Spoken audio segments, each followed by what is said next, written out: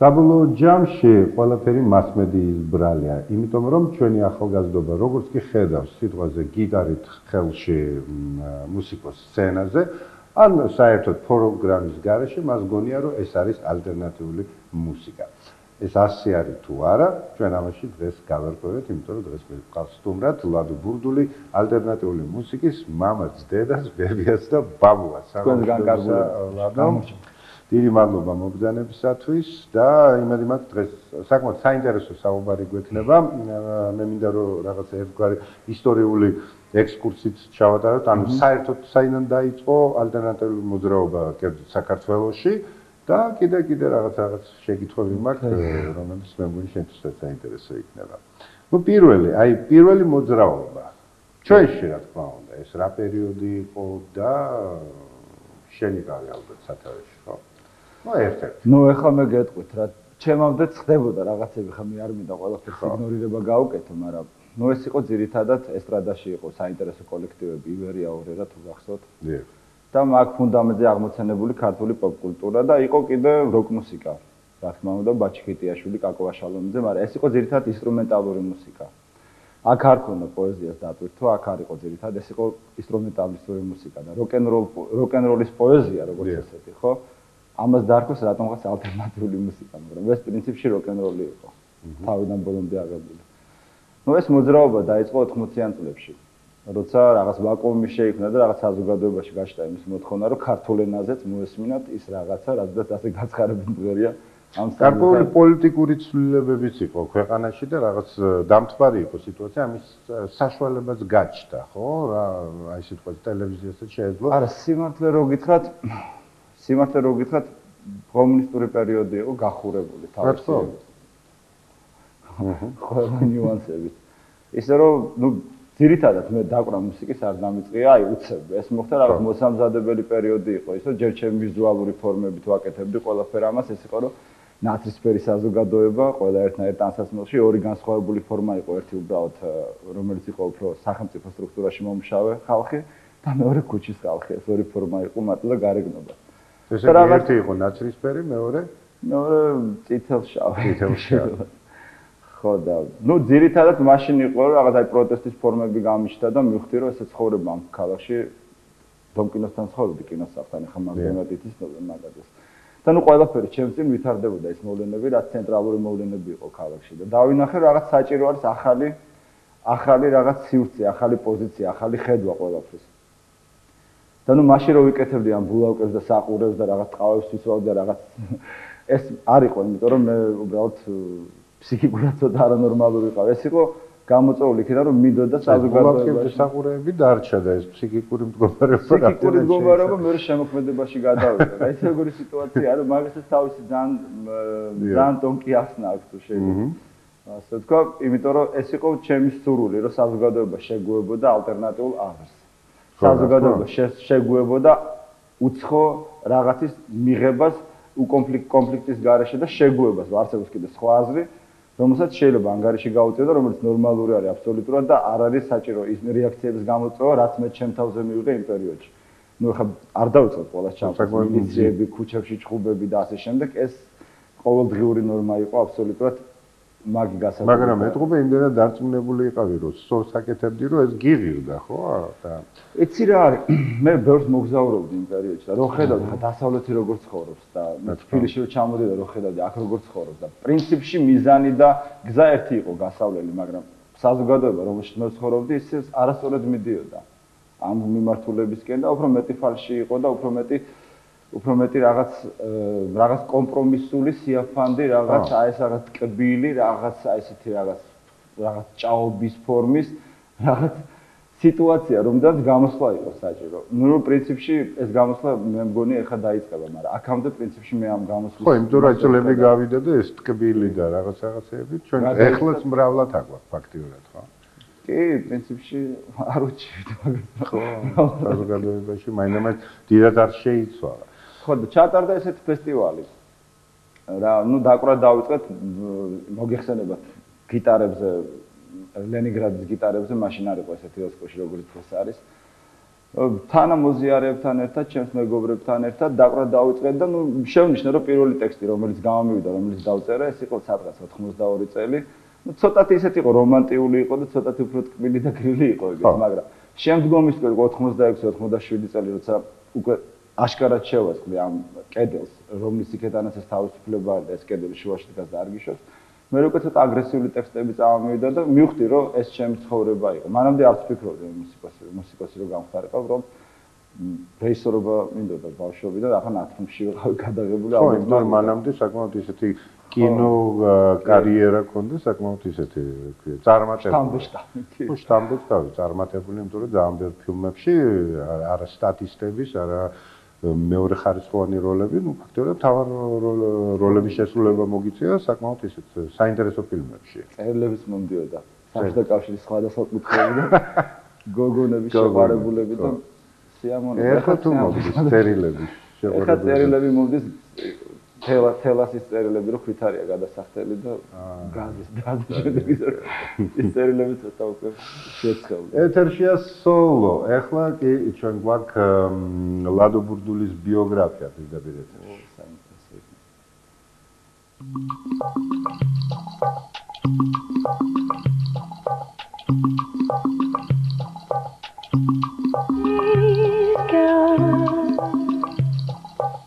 ლადო ბურდული დაიბადა თბილისში 1964 წლის 26 ივლისს. დადიოდა ნიჭიერთა ათწლედში კონტრაბასის კლასში. პარალელურად უკრავდა სხვადასხვა ჯგუფებში ბას-გიტარაზე. თუმცა მუსიკოსობაზე იმ პერიოდში სერიოზულად არ ფიქრობდა. ლადო რეჟისორობაზე ოცნებობდა. 1982 წელს ლადომ თბილისის სახელმწიფო კონსერვატორიაში ჩააბარა კონტრაბასის კლასში. 1979-დან 83 წლამდე სიმფონიურ ორკესტრში უკრავდა ოთარ თაქთაქიშვილის ხელმძღვანელობით. პედაგოგთა აზრით ლადო ძალიან კარგი კონტრაბასისტი იქნებოდა, რომ არა მისი გატაცება. 1987 წელს ლადომ ალტერნატიული ჯგუფი რეცეპტი ჩამოაყალიბა. ეს იყო პირველი ქართული როკ ჯგუფი, რომელმაც საკუთარ ტექსტებზე ქართულ ენაზე შეასრულა სიმღერები. ამის შემდეგ ლადო ბურდული პერიოდულად და დაჟინებით ცდილობდა ქართველი ახალგაზრდობის გამოფხიზლებას, სხვადასხვა აქციებით და ფესტივალებით.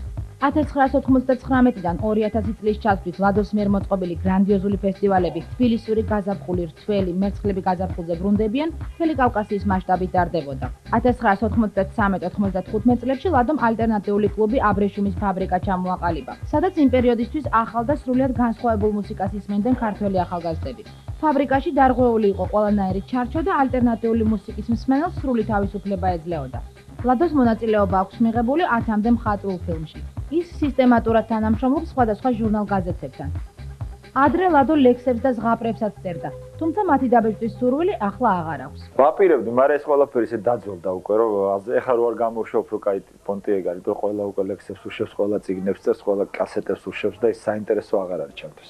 ყოველ კვირას ლადო საკუთარ სახლში მუსიკალურ საღამოებს მართავს. ამ საღამოებზე ბევრი დღეს უკვე კარგად ნაცნობი ჯგუფი თუ შემსრულებელი გამოჩნდა. 2000 წლიდან ლადო ასე ვთქვათ გლობალურად იწყებს მოღვაწეობას. ამ წელს რუსულ MTV-ზე გაკეთდა დიდი სიუჟეტი, რომელშიც ისაუბრეს ფესტივალზე მერცხლები გაზაფხულზე ბრუნდებიან. 2000 წელსვე არხზე MCM გაშუქდა ფესტივალი რცველი. ხოლო CD-ებზე გავიდა ფილმი, სადაც პირველად მოიხსენიეს საქართველო როგორც არაკრიმინალური ქვეყანა. ამ გადაცემაში საკმაოდ დიდი დრო დაეცმო ქართულ მუსიკას.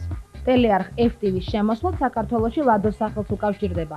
2001 წლის შემდეგ კავკასიურ კულტურას დასავლეთისკენ მიმავალი გზა გაეხსნა.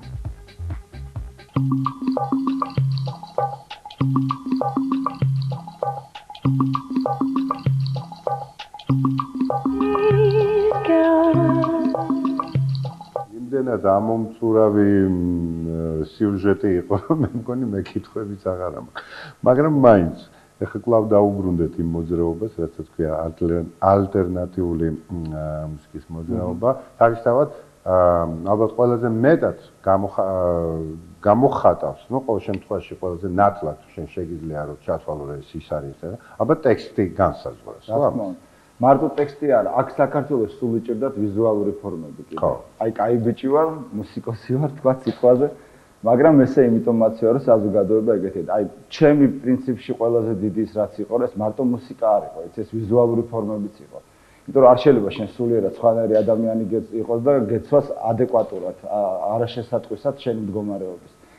ხო, და ქართულ სცენაზე პრინციპში აი პრობლემები სულ იყო და დღესაც შეება რომ რაღაც ძალიან ერთფეროვანი არის ყველაფერი და ანუ რაღაც თანხმედრა უნდა იყოს იმის რაზეც მღერი, რასაც გადმოსცემ და საერთოდ შენი ცხოვრების წესი ალბათ. იცი რა არის? არა მარტო კოსტუმი, რომელსაც შენ შეიკერებ, ან საერთოდ წესი, რომელიც განსაზღვრავს შენ წესი უნდა იყოს, ხო, სცენაზე არ უნდა გეცვას ის, რაც ცხოვრებაში არ გაცვია მაგალითად. ჩემთვის ესეთი პოზიცია და მიდგომა სცენისადმი და კიდე მარტო ეს მუსიკა არ იყო, იცი, როცა ამ ალტერნატიულ სივრცეში შევედი, ნუ პირველთაგანი ვიყავი, რომელსაც აი ამ ნაბიჯი გადავდგი, მე დავინახე, რომ იქ მარტო ის, რომ მე მუსიკოსი ვარ და მე ამითი შემოვიფარგლები, ეს ტყუილი არის და შეუძლებელია ამის გაკეთება, იმიტომ რომ იქ ყველაფერი გეხება.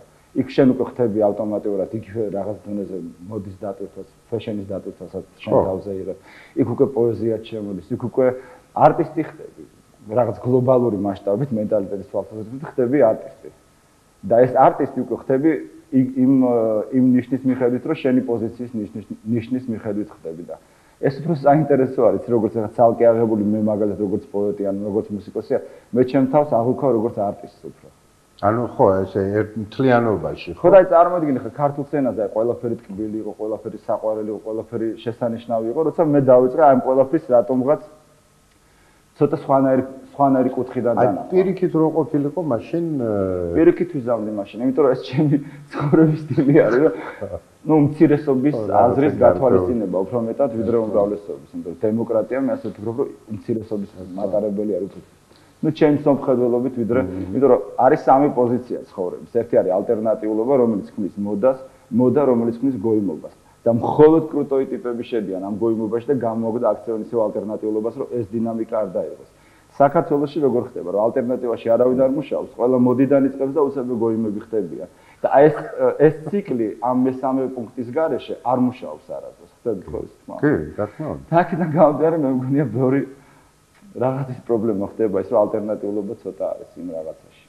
ხო, საკმაოდ ჩემის აზრით რაღაც ისეთ მარტოსულობასაც ვამჩნევ, იმიტომ რომ რაღაც გარკვეულწილად საზოგადოება გარკვეული რითმით ცხოვრობს, გარკვეული აი ნუ ჟურნალებსაც რო გადავხედოთ. თავისთავად ახლა ეგ მასმედიის ბრალიც არის, იმიტომ რომ ჟურნალისტების ასე ვთქვათ, მათი გემოვნება, მათი მსოფლმხედველობა, მათი ინტელექტი, ახლა ნუ რა მინუცხავს, მაგრამ ბევრად არ აღემატება სიტყვაზე იმათ ინტელექტზე, ვისაც ისინი წერენ. ხშირად ჩამორჩება კიდევაც. და ყოველ შემთხვევაში როცა წერ ან გსურს რომ განიხილო ეს თუ ის ნამუშევარი მუსიკოსის არტისტის ხო ნუ ეგ ბევრი რაღაცები უნდა იცოდე ხო თუნდაც ის მოძრაობები საიდანაც ეს ყველაფერი დაიწყო იმიტომ რომ ეს საინტერესოა იმიტომ რომ ამას გარკვეული სიღრმეები აქვს თუ საერთოდ აქვს აი ალტერნატიულ მუსიკას აქვს სიღრმე იცი რა მე ჯერ იქიდან დავიწყო რომ 99% ჟურნალისტებზე მეტი რომლებიც მუსიკალურ სამყაროში მუშაობენ, უფრო მეტი განათლება და ცოდნა აქვთ ელემენტალურ ფანებს, რომლებიც ამ კონცერტებზე დადიან.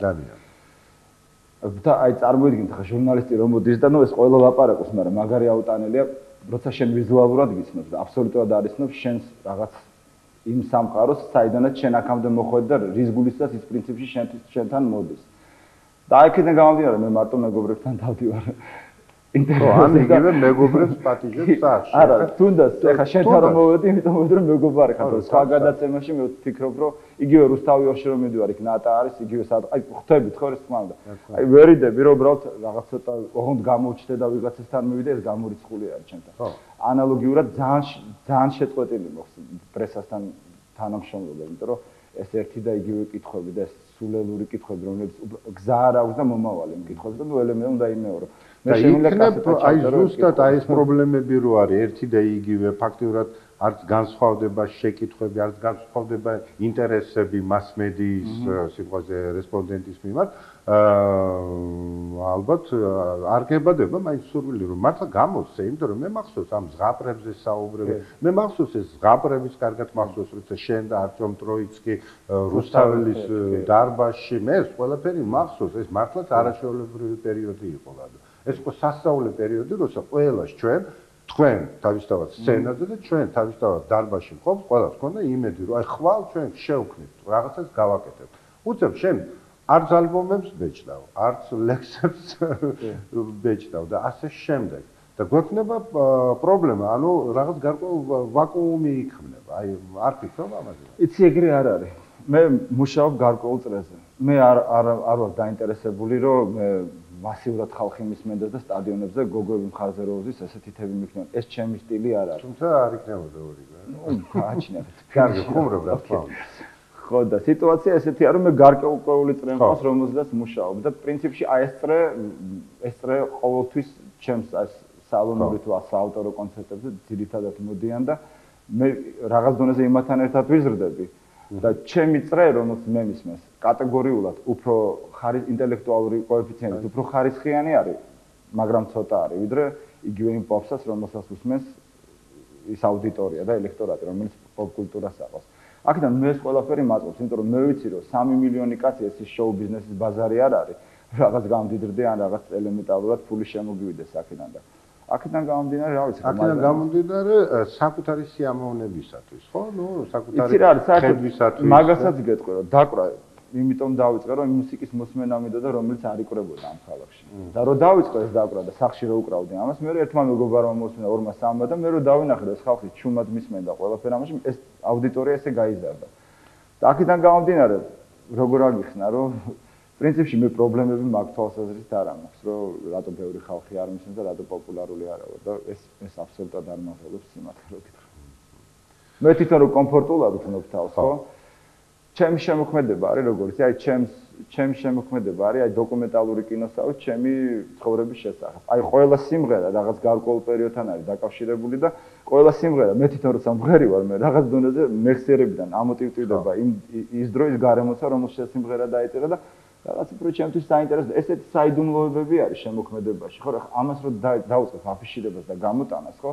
მე ალბათ გახდები შეს როგორც ხები არიან და просто აი მაგას ძალიან ვფრთხილდები ესეთი მომენტი მაქვს სერიოზულად. ნუ ანუ გარკვეული ატრიბუტებია შენი ცხოვრების ნაწილია. ხო, კიდევ ერთი ნაწილი, იმიტომ რომ ამის გარდა, სიტყვაზე მუსიკის გარდა, შენ რო იყო მხოლოდ არტისტი, იგივე მომღერალი თუ შემსრულებელი, საკუთარი სიმღერების ავტორი, ამის გარდა შენ კიდევ პლუს ხარ, ნუ არ ვიცი, ახლა ნელ-ნელა ასე ვთქვა, ჩამოთვალე ჯერ ესეთი ტუსოვშიკი და სხვა საინტერესოა ტუსოვკებს, არ ვიცი, შენ გეზარება სხვაგან სიარული, ნუ ყოველ შემთხვევაში შენთან სახში ამას ახერხებ, ხო? ფაქტიურად ყოველ კვირას ეს ყველაფერი ხდება. შაბათობით. ხო. მე გულისხმობ კვირაში ერთხელ ეს ყველაფერი ხდება, მოდის ძირითადად ერთი და იგივე ხალხი და მე რაც მომწონს, რომ ამ ხალხს ეს არ ბეზდება, იმ ხალხში პრინციპში მეც ავარ. მეც არ ბეზდება, იმიტომ რომ მე ეს მომწონს. და სურს აღნიშნო, რომ რაღაც გარკვეულ სიახლეებს ყოველთვის ხვდები, თუნდაც იმ ალტერნატიულ, თუნდაც იმ underground, აი სხვადასხვა ქალაქის სხვადასხვა უпроსორეთ ჩვენი ქვეყნის სხვადასხვა ქალაქებიდან, აი ქუთაისლები მაგალითად. ან ბევრი საინტერესო მუსიკოსები. იცი რა არის, მაგაზე შემიძლია მე ერთი რაღაცა ვთქვა, რომ პრინციპში სწორი ხარ, რომ მე სხვაგან სიარული ძალიან არ მიყვარს და ამიტომ ვაკეთებ ჩემთან და მეორე მე როცა ჩემთან ვაკეთებ, მე ვიცი ზუსტად რას ვაკეთებ და ზუსტად რას მივიღებ აქედან და რას მამოველოდებოდი აქედან. პირველ რიგში, რატომაც მე ამას ვაკეთებ, რომ ნუ ეს იმისთვის ვაკეთებ, რომ მეგობრები, რომ ჩვენ ძიმედროში რომელსაც თანხები არ აქვს, სადღაც წავიდნენ, სადღაც რაღაც გააკეთონ, სადღაც რაღაც ნახოს, თუნდაც ეს არაკომერციული არის და ამას ვაკეთებ სულ მეგობრების ხარჯზე და საკუთარი ინიციატივების ხარჯზე, მიუხედავად იმისა, რომ 40 წლის ხდები უკვე. მე ის ხალხი ვინც გამოდის აქ. და დავიწყოთ მოდი სამყაროდან, ვინც აქ გამოდიოდნენ, ხო? ყველანი არიან ვინ უფულო ხალხი, რომელსაც მართლა ნიჭიერი და ტალანტი ლუდი რო იწვიან, ხო? მაგრამ შესაძლოა პრომოუშენი, PR-ი ვერ უკეთდებათ ამას. ეს ჩემი სახლი უკვე ის მაკეტი არის, სადაც ესენი მოდიან. და უკვე გამზადებულია ყველაფერი გარდა იმისა, რომ თავისი შემოქმედება წარადგინონ. და ეს ტელევიზიები, იგივე თუნდაც თქვენი ინფორმატორი რო არის და ასე შემდეგ და ასე შემდეგ, ამ ხალხს ეხმარება პრომოუშენში. ნუ მუსიკას ანალოგიურად, ამ ხალხს არ აქვს შესაძლებლობა, რომ ეს დარბაზი იქირავონ, ეს აპარატურა იქირავონ და ეს გარკვეული უკვე რაღაც ტუსოვკა, რომელიც ამ ჩემს სახლში დადის და ეს მასმედიის წარმომადგენლები ამას ყველაფერს უკვე უკეთებენ აფიშირებას. ისე რომ ეს ჩემი სახლი არის უნივერსალური მაკეტი იმისი, ახალ დამწყები თუ ძველ დამწყები თუ ვინც გინდათ, როგორც გინდათ დაარქვათ, აი ამ ხალხისთვის სცენა არის, რომლებიც თავის შემოქმედებას წარადგენენ. და ესეც რა, ეხლა შეიძლება ეს ვიზუალურად ცოტა სხვანაირად ჟღერს, მაგრამ თვითონ როცა ამ სამზარეულოში ხარ და როცა ამას აკეთებ, ვიზნობ რამხელა საქმეს უკეთებ ამ ადამიანებს პირველ რიგში. აი შენ თვითონ არჩევ თუ ისინი მოდიან თუ როგორ ხდება ეს? ну, პერიოდი იყო, როცა ცოტა ფეშენზე ვიყავი გადართული, პერიოდი იყო ისეთი, რომ ვირჩევდი ისი ფოტოებს, იმიტომ რომ მე იმდენი დაგროვდა ეს დიზაინერები, ხო, რომ უკვე ყველას გამოყვანა, უკვე მე გავხვდებოდი რაღაცა მოდების სახლის მაგვარი რაღაც დაწესებულება და ძირითადად ვირჩევდი იგივე მუსიკოსებსაც ანალოგიურად. და თუ არ შეესატყვისება იმას, რასაც მე ვთვლი, რომ აქტუალურია და საჭირო არის, მე ხა ყველასთვის სამწუხაროდ ეს კარები ხი არ არის. ტექსტებიც არის და არც სტუმრებს შეუძლიათ ისე მოსლავროთ კარებზე დაკაკუნები. და მეზობლებთან მეზობლები პრინციპში როცა არაფერს არ ვაკეთებ, შიშობენ, რომ უბრალოდ რამე წვედი ხარ მოხდა ჩვენთან, უფრო არ ეს ხარ ხდება. ჩვენს თავს ბურდულებთან სიჩუმეა. ის სიჩუმეზე უფრო განგაშია. ეხლა კი ლადო ბურდულის ატრიბუტიკა პირდაპირ ეთერშია სოლო.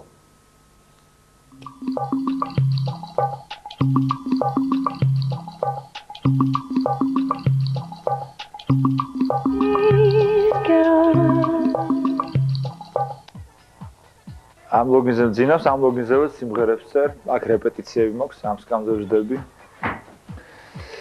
დროის უმეტეს ნაწილს ლოგინში. იმიტომ რომ ყველაფერი აქ ხდება საინტერესო და მანამდე ყველაფერი შესავალია. აი ამ გიტარაზე უკრავ. ერთადერთი გიტარა მოხსე რომ ამაზე იწერება ქართული შედევრები, რომელიც მე შევენ მილიონობით საინტერესო ემოციებს განცდებს და ასე შემდეგ. აი რაღაცები მაქვს კასეტები, მაგრამ იმიტომ ვიყიდე რომ სტუმრები რომ მოდიან რაღაცები მოვასმენინო უბრალოდ. პრეტენდერსი არის, პლასიბო არის, დევიდ ბოვია, ნიკ კეივი არის, რამონესი არის, სტრენგლერსები არის, სვანი არის, თოქინ ჰედსი არის, კლაუფინგერი არის და ასე შემდეგ. ჩემი სამი დისკი არის გამოსული, სამჯერ არის, სამი იმითი არის გამოსული, რედაქტირებით არის გამოსული, პირველი ჩემი ალბომი გერმანიაში, საფრანგეთში და ახლა კანადაში გამოდის თავისი ისტორიით ჩემს შესახებ, როცა იქნება შეგატყობილი. ეს მე და გელა კინტურაშვილმა დავხატეთ 2000 წელს და ჩემი ყველა მეგობარი ვინც მოდიოდა იმ პერიოდში ვაწერინებდი თავის სურვილებს. და რა ვიცი, სურვილები მგონი ავხტათ. ეს ჩემი ლექსები არის. ძალიან ბევრი არის ცოტათი, რა ვიცი. მოკლედ რა. საიტებზე შეუვლიათ შესვლათ ჩემ საიტზე და იქაც წერია ლექსები გამოშვება რა საჭიროა. თან ფულსაც არ გადაიხდიან, მარტო ინტერნეტის. მოკლედ კომპიუტერი მაქვს, მაგრამ დროს იმასთან აღარ ვატარებ. ველოსიპედი, ეს ჩემი ტრანსპორტი არის. ყველას მანქანა ყავს, მე კიდე ეკოლოგიურად სისუფთავეს ვიცავ ქალაქში. არც გაზს უშვებს, არც ბენზინი ჭირდება, ჯანმრთელობაც არის და ხოშიანად ერთი ადგილიდან მეორეზე ვინაცვლების, რა. ნუ კიდე რა განახოთ.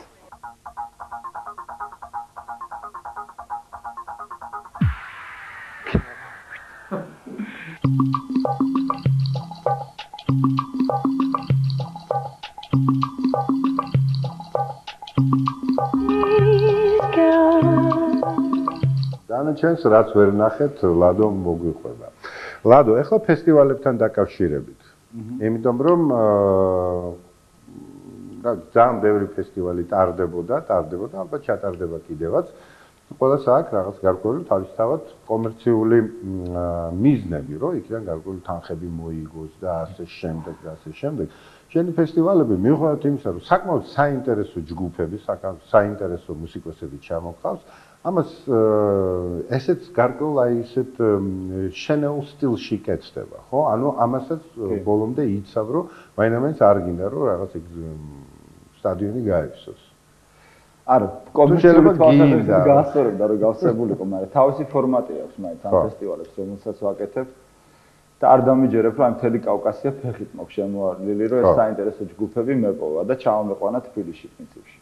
და წარმოიდგინეთ ახლა 99 წლიდან 2003 წლამდე ამ წელს მე მგონი ახლა სექტემბრისთვის შეიძლება გავაკეთო, მაგრამ პრინციპში აი ეს წლები ყოველწლიურად ვატარებდი ხანდახან 2, ხანდახან 3 ფესტივალს. და იცი რა მომენტია, აი ვერ წარმოიდგინეთ რამხელა სიხარული არის, აი ქუთაისიდან და სამტრედიდან და ბათუმიდან და ეს ჯგუფები რო ჩამოდიან და როგორ ზნობენ რომ ვიღაცა სჭირდება. ხდები, ხო, ეს იმხელა სტიმული არის და იმხელა რაღაცას მაზრდა, იმხელა დატვირთვას მანიჭებს მე თვითონ როგორც პიროვნებას, ეს უნდა გავაკეთო იმ ხალხის გულისთვის, ხო? რომ აი მაგალითად ეხლა რომ მეუბნები დისკი რატო არა გაქვს ჩაწერილი. Fashion TV-ის პროექტიდან ავიღე 3000 euро, თქვათ, ხო?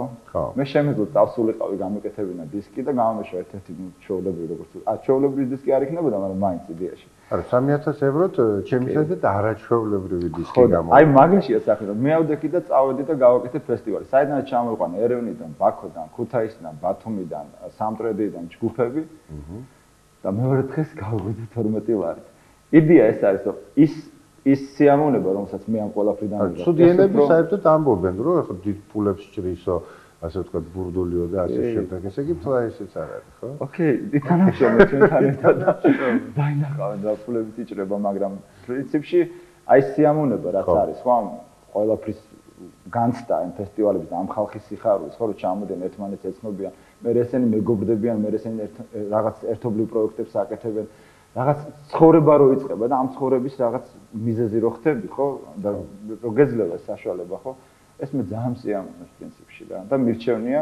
თავისთავად საინტერესოა, თან ძალიან საინტერესო ინფორმაციას ღებულობ და აი რა მაინტერესებს, აი ამ ამიერკავკასიურ ქვეყნებში, აზერბაიჯანში, სასონხეთში, აი მუსიკალურ ასპექტში რა ხდება, აი კონკრეტულად რომელ ერევანი უფრო მაღალ დონეზე დგას ბევრად ვიდრე ბაქო. მაგით თავისუფლად შემიძლია გითხრათ და უფრო ცოტა მრავალფეროვანი არის მუსიკაში. ბაქოში მაინც არის როგორ იცით, ეს უფრო პაბებზე რაღაც დიდი ფული შევიდა მე ჩემი შეხედულებით, ჩემი აზრით, რაც დავინახე იქ, ესეც მომენტი არის, რომ ბევრი ფული შევიდა და უფრო ბაქოელი მუსიკოსები მუშაობენ უცხოელებზე.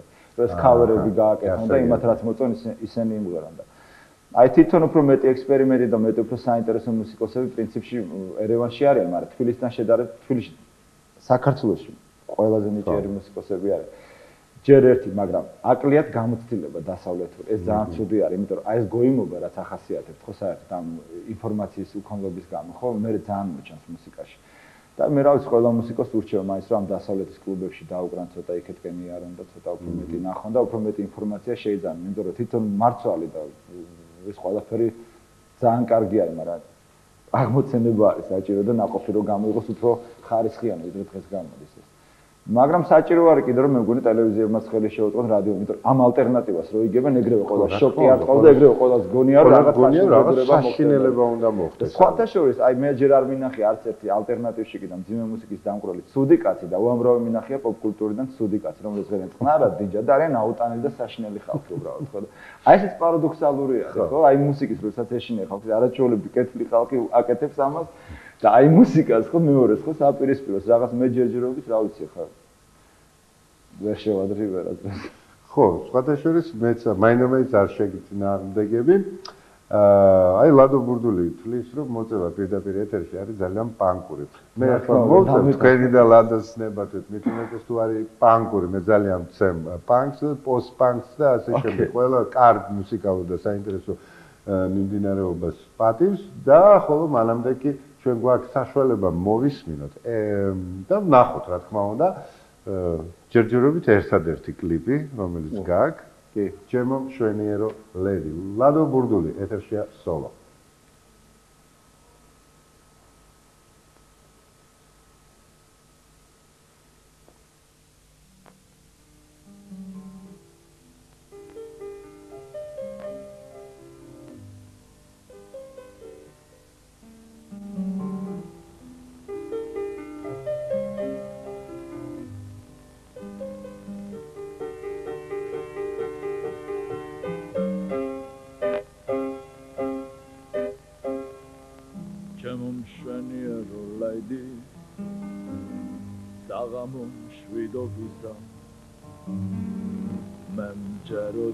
შენი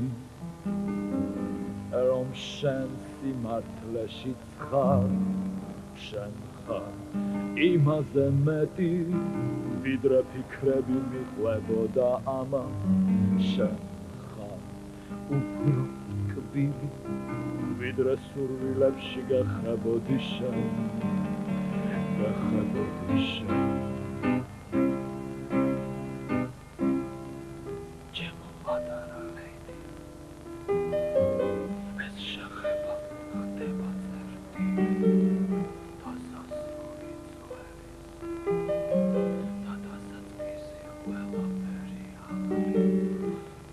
ნიშნები და ემთხვა ერთმანეს და ეს გული ისევ გახდა ერთი მე გიხსნი შენ ჩემს სამეფო კარებს სიტყვებით დედოფალო ჩემო კეთილი იყოს აქ მომბრძანება შენი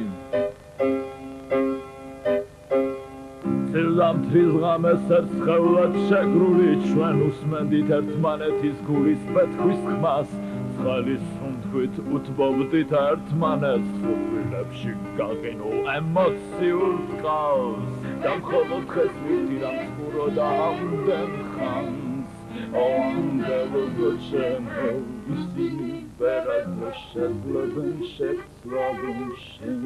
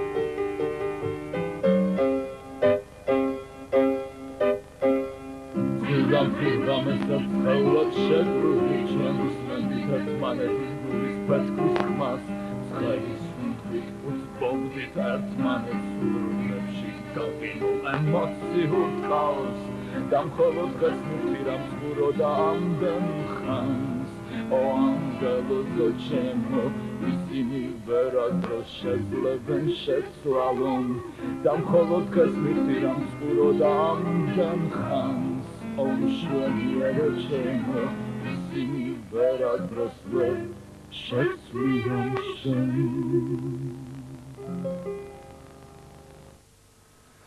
აი ასე ძვირფასო მეგობრებო ჩვენ კлау პირდაპირ ეთერში ვართ ხო მე ცოტა არ იყოს ისე წამიღო ამ კლიპის ყურებამ არ დაგიმალავ და ჩემი ყოველ შემთხვევაში ერთ-ერთი ეხლა ამას იმიტომ არ ვამბობ შენ შეგვიძლია ხარ ნამდვილად მე მომწონს ეს კომპოზიცია იმიტომ რომ მეც ისევე როგორც შენ თავის დროზე რაღაც გარკვეული შთაბეჭდილება მივიღე სხვადასხვა მუსიკოსებისაგან, სხვადასხვა მიმდინარეობებისაგან და აი იმ ხარიზმატულმა თუ იმ ადამიანებმა, ვინც შექმნეს, ხო, ეპოქები შეიქმნა და ხშირად ეს ამის უკან ერთი ადამიანი დგას, ვინც იყო, ასე ვთქვათ, ლოკომოტივი, ხო, ვინც აი შენთვის ვინ იყვნენ, ალბათ ერთი არ იქნებოდა ახლა ესეთი. იცი რა არის შენ ლაპარაკობ ქართული კულტურიდან რაც დაიწყო ჯერ უცხოურიდან და მე ქართულზე ნუ ჩემთვის იყო ელვის პრესლის გაუშვები ალბათ ხო ელვის პრესლის გაუშვები ნუ ტომ ვეიტსი იყო ეგეთი ნიკ კეივი იყო ეგეთი ნუ იყო როგორ ნიკ კეივი პრინციპში ასე მაღალ დიდი არის ჩემზე იმიტომ რომ ნიკ კეივი მე გავიცანი ბერლინში როცა ვიყავი მაშინ და ნუ ერთი 5-6 წელი ჩემზე დიდი არის მეტი არის ჯგუფები ბაუჰაუსი ხო ჯგუფები ბაუჰაუსი და სმითის ჯგუფი რომლებიც რადიკალი პრინციპში ეს იყო ის ერთადერთი წყარო რომლიდანაც მე ჟანგბას ვიღებდი იმ გარემოცვაში რასაც ერქვა 80-იანი წლების კომუნისტური საბჭოთა კავშირის რესპუბლიკა საქართველო აი ეს იყო ის რომლებიც უბრალოდ მახსოვს არ დამოვიწყდება ერთი გოგო ჩამოვიდა გერმანიიდან 84-5 წელი იყო ჩემი მეგობარი და რომ ნახა ეს ფირფიტები და ეს კასეტები უბრალოდ მითხრა რომ ყველაფერს წარმოვიდგენდი გარდა იმისა რომ აი ამ ახალ ინფორმაციას ნახავდი საქართველოში. ხო. აი ამ დონეზე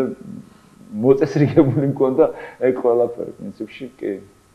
მაგრამ ერთი არის რომ შენი მათ უსმენ და მეორე არის რომ შენი გააკეთე სულ სხვადასხვა რაღაცა არის. თან მე მაგალითად როგორც საუსმედი ბაუჰაუს თბილისში და მე ჩავედა დასავლეთ ბერლინში მოусმინე სულ სხვანაირად ჟღერდა იქ და სულ სხვანაირად ჟღერს აქ ისე რომ აქ სულ სხვა რაღაც პრობლემატიკა და სულ სხვა გარემოცვა არის, სადაც სულ სხვანაირად ისმინება და სულ სხვა შედეგებს იძლევა.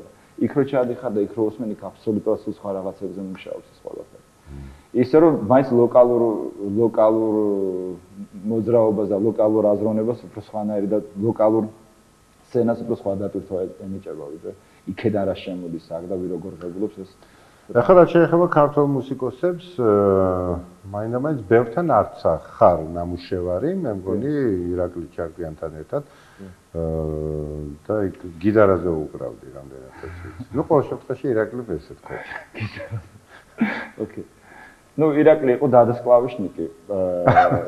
ტაქსი საიქ უკრავდა ირაკლი, საბავშვო მედიცინა იყო და დადამ გამასწორდა და მომეწონა ძალიან სასიამოვნო მოსაუბრე ბიჭი იყო. და მე გურამ წიბახაშვილმა გააცნო ვიღაც გოგონა გერმანელი და რაღაც სიტუაცია შეიქმნა ისეთი, რომ დისკის ჩატერის საშუალება მიეცა. და ნუ მთხოვა რომ დავხმარებოდი ამ დისკის ჩატერაზე. და მე ვუთხარი რომ აი ამ დისკით მეთქი ირაკლი შენ წვანეს აგზურს გაძლევ მეთქი დიდ ალტერნატიულ სცენაზე მეთქი და პრინციპში ეგრეც მოხდა, იმიტომ რომ მაგ დისკიდან დაიწყო მაგისი ალტერნატიული წლების ათვლა.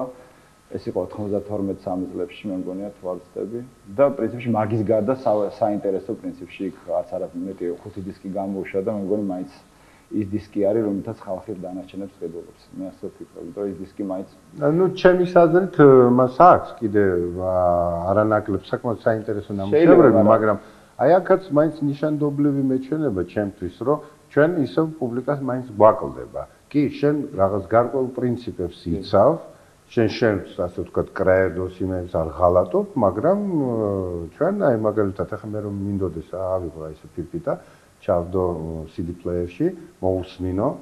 პრინციპში რატომაც არა, რატომაც არ ვისიამოვნო, მით უმეტეს უფრო მესიამოვნება რომ ამას აკეთებ შენი თანამემამულე. პლუს კიდე ჩემი მეგობარი, რომც არ იყო ჩემი მეგობარი, ხო?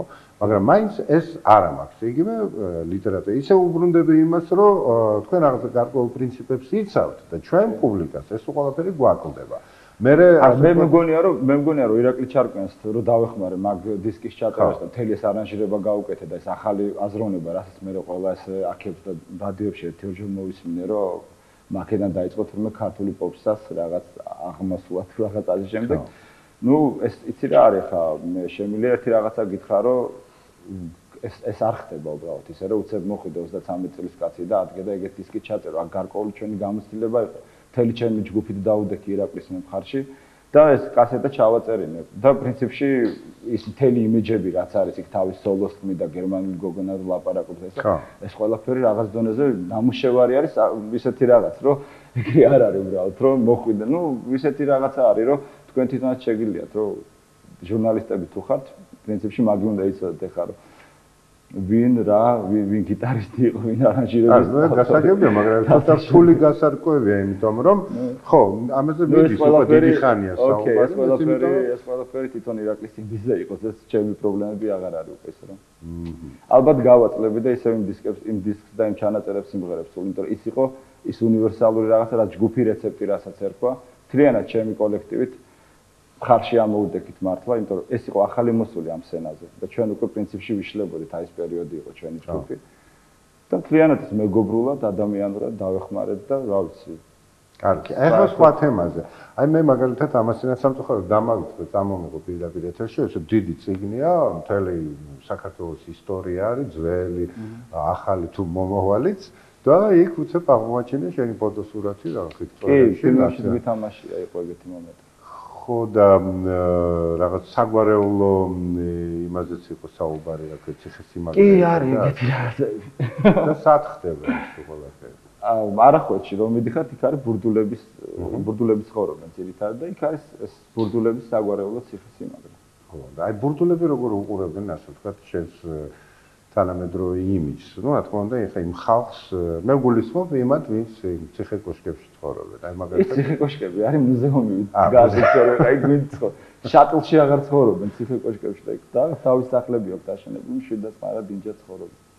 ხო, ანუ საყურეებთან პრობლემები არ ჩნდება. ვიცი რა არის საყურე ეხა საყურით რო განისაზღვრებოდეს ადამიანი, კაიათ უცუდი არის ყველა კაი. ეხა ჩვენ შეიძლება ამას არ გავსაზღვრავთ, მაგრამ არსებობს ისეთი ხალხი, რომელსაც სიტყვაზე მაინც თავისი წარმოდგენები აქვს, ხო?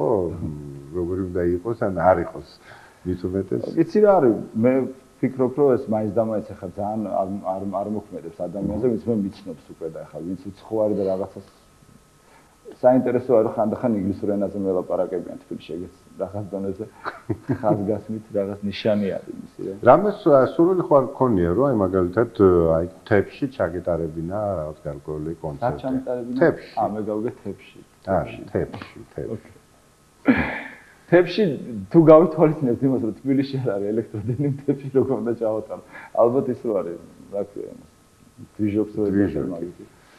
ნუ თუ საინტერესო რამე პროექტი იქნება ისეთი, რომ ჩიტი ბრძნად ღირდეს, გავაკეთებთ ახლა მე თვითონ ჩემი ინიციატივით და ჩემი თანხებით რომ წავიდე და მთაში რაღაც რეკლამა არის საჭირო ალბათ. ნუ რა თქმა უნდა. ორი სოფელი მაინც რომ მოიყვანო და მოასმენ. მაგრამ ეგეთ რაღაცებს ვაკეთებ. ჩვენ ქონდა კულტურული დესანტი შარშან და დავდიოდით ქალაქის სხვადასხვა ქალაქებში საქართველოსი და ვაცოცხლებდით მათ იქაურ შემოქმედებთან ერთად რაღაც ერთობლივ პროექტებს ვაკეთებდით. ცოტათი რაღაც საინტერესო იყო და ცოცხლდებოდა ხალხი, მოდიოდა ნახულობდა რუსთავში ორჯერ გავაკეთე, ქუთაისში გავაკეთე, ბათუმში გავაკეთე და საინტერესო იყო ის ეგეთი რაღაც ჩემი პირადი ინიციატივიდან გამომდინარე ღონისძიებები გაკეთებული მაქვს ისე რომ ძალიან კარგი. ახლა ჩვენ გვაქვს საშუალება ვნახოთ პატარა სიუჟეტი სახელწოდებით სოლოს შთაბეჭდილება, ანუ ლადო ბურდულის შთაბეჭდილება.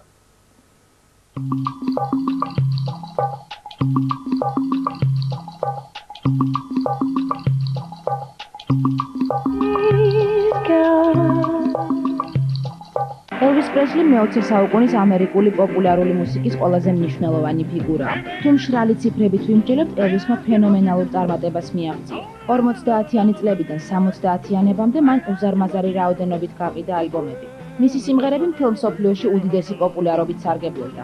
მსოფლიო მუსიკალურ ისტორიაში ის შესულია როგორც ყველაზე წარმატებული შემსრულებელი. Elvis-ი არ იყო პირველი, ვინც როკ-ენ-როლის შესრულებას სცადა. ამ საქმეში მას Bill Haley და შესაძლებელია სხვებმაც დაასწრეს. მაგრამ პრესლიმ თავისი შეუდარებელი საშემსრულებლო სტილით ამ მუსიკას უფრო მეტი ხიბლი შემატა.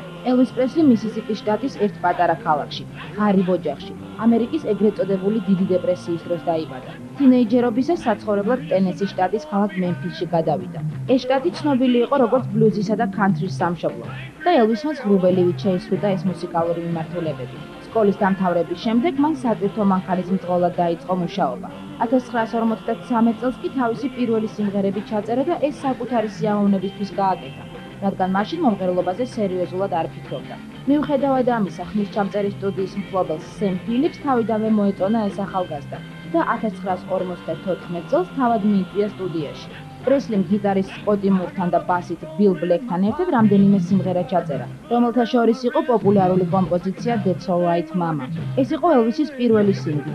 ამის შემდეგ მომღერალმა კიდევ რამდენიმე სიმღერა გამოსცა და საკმაოდ პოპულარულიც გახდა მემფისის მასშტაბით. პრესლიმ, მურმა და Black-მა კონცერტების გამართვა დაიწყეს. მათ ყოველ ახალ გამოსვლას სულ უფრო მეტი ადამიანი ესწრებოდა. 1955 წელს გამოდის ახალი სინგლი, რომელიც country მუსიკის ჰიტ-აღლუმში პირველ ადგილს იკავებს. იმავე წლის ბოლოს Sam Phillips-მა პრესლის კონტრაქტი კომპანია RCA-ს $35000 მიჰყიდა. ამ მომენტიდან პრესლი უფრო მრავალფეროვანი შემსრულებელი ხდება და მისი სიმღერები სულ უფრო ხშირად ხვდება ჩარტებში. ამ პერიოდში გამოდის სიმღერა Heartbreak Hotel, რომელიც ეროვნული ჰიტ-აღლუმის პირველ ადგილს იკავებს და Elvis სუპერ ვარსკვლავად აქცევს. 1956 წლის ბოლოს გამოდის პირველი ფილმი Elvis Presley-ის მონაწილეობით, რომლის სახელწოდებაა Love Me Tender. ამ პერიოდში პრესლის შესრულებაში სულ უფრო მეტად იგრძნობა პოპულარული მომღერლის Dean Martin-ის გავლენა და ის სენტიმენტალური ბალადების შესრულებას იწყებს. 1958 წელს მომღერალი ჯარში გაიწვიეს.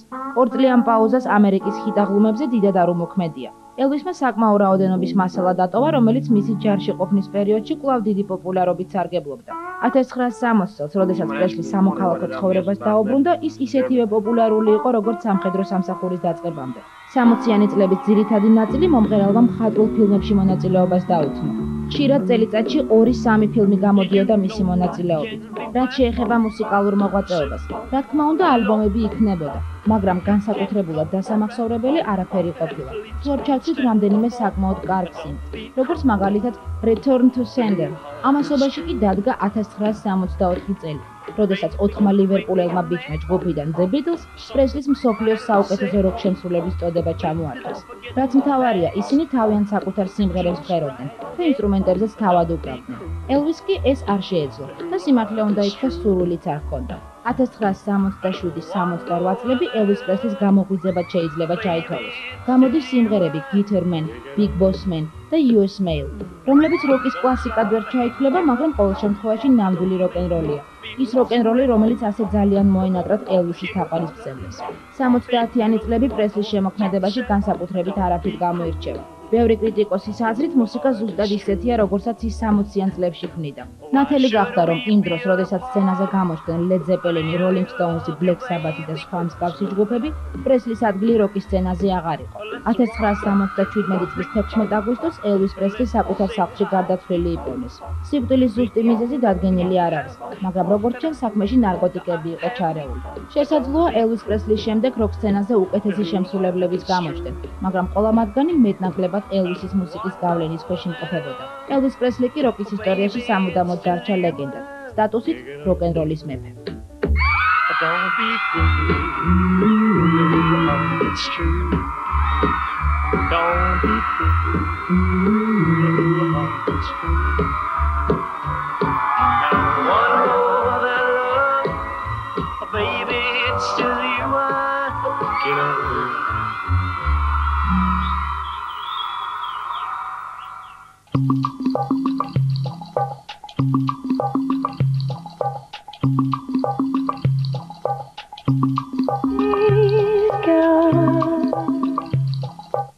ჩვენ კлау ვესაუბრებით ლადო ბურდულს, ეხლა კი ლადო რა მაინტერესებს.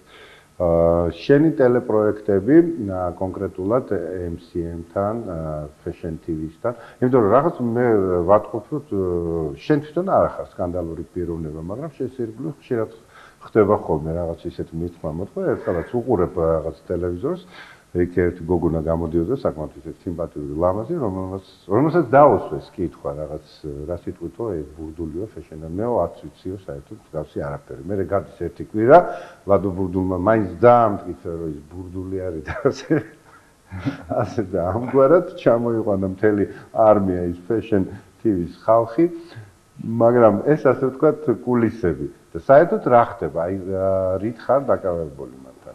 მაგათთან? ნუ იქიდან დავიწყოთ, რომ Fashion TV-ს ფლობელი, ერთ-ერთი თანამფლობელი, რომელიც არის ფრანსუა წილი, არის ჩემი მეგობარი. ეს ჩვენ გავიცანით ერთმანეთი 97 წელს აჭამტროიც მოგაგვაცნა ერთმანეთი.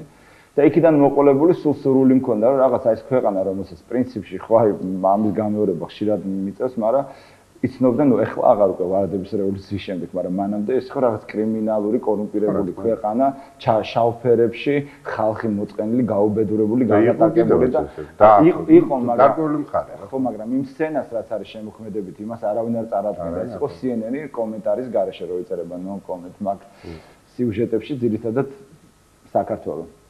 და რაღაც დონეზე, როგორც არ ვიცი ხო, მე ჩემთვის პირადად მოქალაქეთული და პატრიოტად და აქედან გამომდინარე, როცა ეს საშუალება ჩამოვარდა ხელში, რომ საქართველოს სხვა კუთხით დავანახო, თუნდაც იმ ხალხს, ვინც ამ ბიზნესში დაინტერესებული არის, გამოვიყენე ეს საშუალება და ფრანსუას თხოვე რომ ჩამოსულიყო და გარკვეულწილად დახმარებოდა კავკასიელ დიზაინერებს, რომ მოხვედრილიყვნენ Fashion TV-ზე. და ეს ღონისძიება ჯამში მათთვისაც საკმაოდ საინტერესოა. მათთვისაც საინტერესო არის ამ ბაზარზე შემოსვლა, რა თქმა უნდა. საინტერესო არის ის, რომ რეკომენდაციების გარეშე მაინც მაგას გეტყვით, არაფერი არ კეთდება დასავლეთში, უბრალოდ ისე ჩვენ ვიცით რომ ისე და გვინდა და ამ მაგდონეზე არ კეთდება.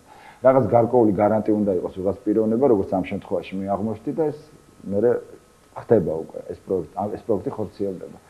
და ნუ ალბათ ხედავთ უკვე რომ ეხლა გარკვეულწილად ალბათ გაიხსნება სექტემბერში სოფოჭყვანიასთან ერთად ვაკეთებთ Fashion TV კაფე გაიხსნება, რომელიც იქნება აი მართლა კუნძული გემოვნების და იმ დასავლეთური ფასეულობების, რომელიც საქართველოს აი კავკასიაში ერთადერთი ეს კაფე გაიხსნება, რომელიც რეალურად შეესატყვისება და იმ სტანდარტებში იჯდება, რაც დასავლეთში არის.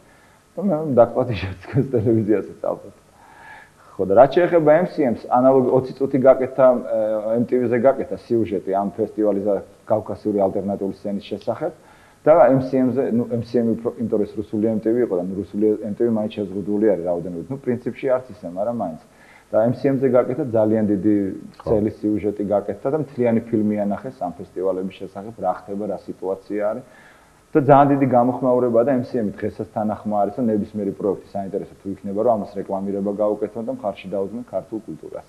ანუ თანამედროვე ანუ აქედან თუ რაიმე შეთავაზება იქნება? შეთავაზება არა, თუ რამე საინტერესო პროექტი იქნება, ჩვენ შეგვიძლია რომ ეს პროექტი MCM-ზე გავუშვათ მაგალითად. და ამას გაუკეთონ წინასწარ კიდე რეკლამა იმისი, რომ აი ამ ქალაქში, ან ქუთაისში, ან თბილისში, ან ბათუმში ეწყობა ესა და ეს ფესტივალი და ერთი თვე ატრიალონ თავის ტელეარხზე, რომ აი შენ პირადად რა აი აქედან? აი მაგრამ რომ მიმდგარიყავი მე ხომ პრინციპში არაფერი არა. ეს არის ჩემი სიამოვნება არის და ეს არის ჩემი სიამაყე რომ მე რაღაცას ვაკეთებ, ისეთ რაღაცას, რაც მე შემილია რაღაც 2-5 კაცს და 10 თუნდაც. გარკვეული პიონერიც ხარ, ანუ პირველი ხარ არის თანხების თუ არ რომ მე შემძლებოდეს, ალბათ ცოტა სხვა მიმართულებით განვითარდებოდი და სამწუხაროდ თანხები ამ ყველაფერს ჩემთვის თანხები არ მაქვს. და ისე აი ეგეც მაინტერესებს ხალხაშორის დიდი ხანია გიცნობთ ერთმანეთს მეგობრობთ და ეს მაინტერესებდა რა თანხებით ცხოვრობ ანუ საიდან გაგეს თანხები რითიც თუნდაც ელემენტარულად იმ ტუსოვკებზე ლუდი ყოველთვის ხდება კიდე რაღაც სხვა დანარჩენი სასმელების და არა მარტო სასმელების ამას საკუთარი ჯიბიდანაც ასე ვთქვათ, მაგრამ აი იმ ჯიბეში საიდან ხდება? მე შემიძლია უბრალოდ გითხრა, მე ჩემი და მამა ჩემი ზღუდს დიდხანს და მეგობრები მიმრავლოს ღმერთმა. აი აქედან გამომდინარე, შემიძლია უბრალოდ ესეთი კომენტარი გავაკეთო, რომ მე პირადად თანხები ყველაზე მტკივნეული წერტილი არის ჩემთვის, იმიტომ რომ აი ის მომენტი რო დგება, რომ იმ კაცს ვისაც ეს ფული აქვს, უნდა ელაპარაკო, იქ მე ხვდები სრულიად უძლური. აი ეს ენა რომლითაც იმ ხალხს უნდა ესაუბრო, მე ეს ენა არ ვიცი უბრალოდ სამწუხაროდ. მაგრამ მაინც რაღაცები ძალიან კარგი. გადაცემის ბოლოს ჩვენ გვექნება საშუალება მოვისმინოთ აი ამ ჩემთვის და თქვენთვისაც დარწმუნებული ვარ არაჩვეულებრივი ადამიანის ერთ-ერთი კომპოზიცია, ხოლო მანამდე ჩვენთან ეთერში ფან ხულიანი. ოკეი,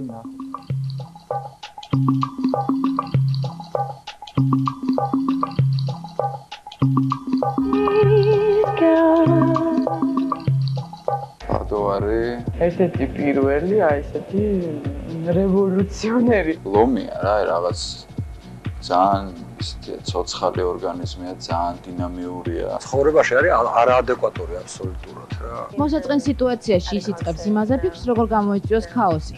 მაგალითად, პოეზიის კითხვის პროცესში შეუძლია პრეზერვატივი ამოიღოს და ქნევა დაიწყოს. მაგას მე მგონია, რომ რაღაც ძალიან დალაგებული სიტუაცია რო თქვათ მოუწყო კონცერტი რაღაცა. მოვა და უცებად დაანგრევს რა მაგ დაალაგებული მასე. როდესაც მე ლადო გავიცანი, ის მარხულობდა. მაშინ ის ძალიან მშვიდი იყო. ოკეი, აბა. გამეხარდა ეგეთი ვიღაცა რომ ნახე ფეხში შოვა დადიოდა. მე ლადო დავარცხნილი მოწესრიგებული არ მინდა, ეს მისი სტილია. ნებისმიერ სიტუაციაში მოდის ისე, როგორც დადის მაგალითად თავის ტუსოვკებზე. არასდროს დაუხევია უკან და არასდროს არ მოქცეულა რაღაცა მოგონილი რაღაცა ტყუილი რაღაცა იმების ქვეშ. ოკეი, აბა. ლომია ჰოროსკოპით და ეგ. ლადო საკუთარ თავს მეფედ აღიქვამს. მას უნდა ქართველებს თავისი მუსიკით შთაგონება მისცეს. ის ბოლომდე იბრძოლებს. მას საგვარეულო ციხესიმაგრეც კი აქვს. ხარია ძალიან, როცა აქედა. ის არ თამაშობს და მართლა ესეთი კეთილი რაღაც კეთილი ადამიანია. პუბლიკაზე გათვლილ რაღაცებს მე მგონი ლადო საერთოდ არ აკეთებს რა. ლადო მიჩვეულია უცნაური რაღაცების კეთებას. მას იმიჯით უცნაური აქვს. მშობლების ახლან თავის სახში ჩასვლა, ეს იგივე იყო, რაც ფრონტის ხაზი რო გადალახოს. ლადო თავისი თმის ვარცხნილობით და ჩაცმულობით და უცბად ველოსიპედთან ასაკეთებობა ცოტა ხალხს უყვარს ხოლმე. ახლა მაინც აღარ აქვს და პატივცემს ხალხი.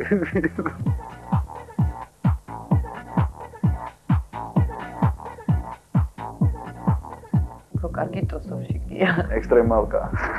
ფარტის აწყობს რა. ის მთელი ფარტი, მთელი ეს ხალხის ხიარულება მაგის იმაზეა რა. ეგ არის მაგის გენერატორი რა. ყველა ოთახს აკონტროლებს ასე ვთქვათ. გიტარა, ბასი და ბევრი არ მომხო. ბევრი არ გამოვა. ლადო არის ამ შემთხვევაში გასაღებია რა მაგასთვის რა. კარებს უსმის შემოყავს და რაღაცა და ეს ამ ადამიანისთვის ძალიან დიდი ძალიან ბევრი მაგას ვხდება რა. ესენი არის სკამები, რომელზეც სტუმრები ჯდებიან. სკამების პუნჩი არის გაკეთებული.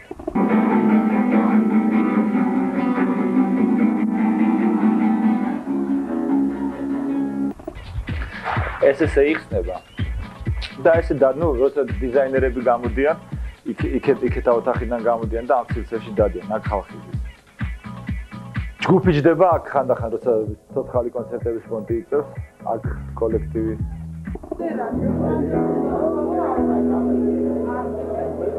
ხანდახან გამოფენებიც ამოქვს. აი ხაც გამოფენები არის გოგა დადნაშვილის ნახატები.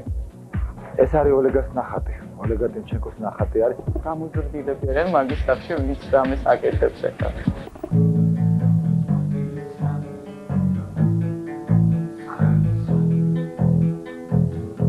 ლადოს არ მოსწონს მუსიკის შესრულება იმ ადამიანებისთვის, რომლებიც მას არ აფასებენ. არც ერთი სიმღერა ჩაწერილი არ აქვს, ხო, ეს ცნობილი ფაქტია. არც ერთი კლიპი გადაღებული არ აქვს. უნდა ჩაწეროს თავისი მუსიკა, ჩვენ მისი მოსმენა რომ შევძლოთ. მაინც ამხელა ავტორიტეტად ითვლება ამ წერაში, განავარდო მუსიკალურში. გამორჩეული ხალხიდან რაღაც. ვადოა რა, აი ეგეთი მეორე არ არსებობს.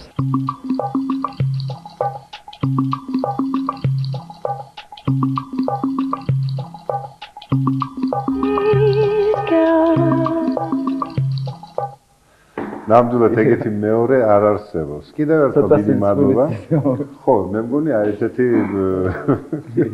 კათინაურებით აღსავს ფანხულიგანი ჩვენ არ ქონდა. თან ძალიან სიამოვნებს ეს კათინაურები, სიმართლე რომ გითხრა. სიამოვნებს. კი, რა თქმა უნდა. ნუ ახლა გოროსკოპი არაერთხელ ახსენეს და სხვათა შორის არც მე ვარ სხვა ჯულის და ჯილაკის, მე ზლომი ვარ და მე ძალიან სიამოვნებს როცა მაქებენ.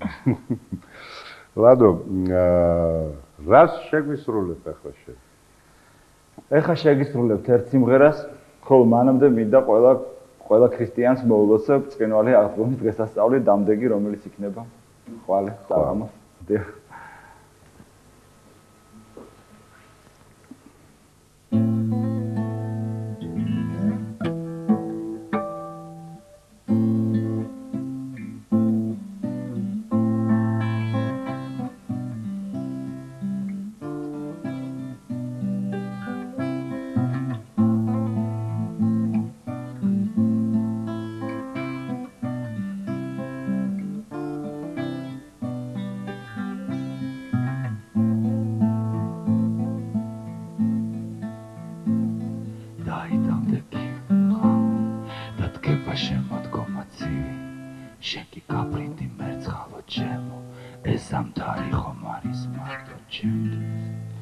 იფრინე ცეცხლს და ყინვაში, იფრინე ნათელში და ბნელში, ოღონდ სიყვარულით რწმენით და იმედით მე შეგელოდე.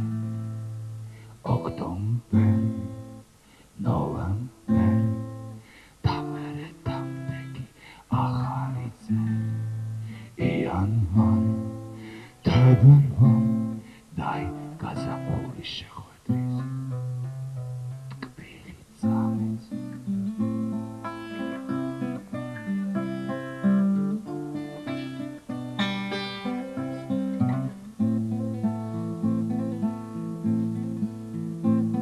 დაიმე დავრჩი შიშველი, ისევ ამორიგი ზამთრის წინ, ოღონდ ეს სულ აღარ გავს იმ ძველს, მას შემდეგ, რა ჩვენ ერთმანეთ შეხვდით. ოქტომბერი, ნოემბერი და მერე დამდეგი ახალი წელი, იანვარი, თებერვალი და აი გაზაფხულის შეხვედრის ტკბილი წამით.